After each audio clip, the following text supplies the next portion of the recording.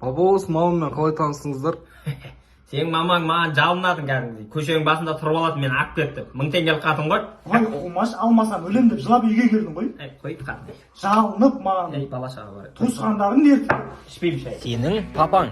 Нұрлы, ана күнделігіңді алып кетшім бе? Папам мен одан да қора тазалай берейін да. Іші етке толып жатыр десе сорым. Нәкәр. Айуандар ана есіктің алдын немене білесің сендерге? Туалет па? Сатпақ қылып. Папа жайрақ сөйлес, мына жақта қосылып көріп отыр. Қосылайық? Туалеттің темасына шыға алмай қалдық қой. Құрса ана басқа бірдеңе көрсін. Ана балаларға не үйретіп отырсыңдар? Қатыне шай ішейді де. Осы шай ішетін кезде қақа жолып кетесіңдер. Сериалым басталып кетеді отағасы. Мен ғой сенің сериалың. Кеше қызық жеріне келгенбіз, бүгін бітіріп тастайық. Осы үйдің пульті қақа жоғалып кете береді. Біздің шенеуніктер ұқсап. Бәлесіне Аллах, ана есік жауып қойыңдар. Ана жерде жатыр ғой. Кейде көз алдымыздағында байқамаймыз ғой.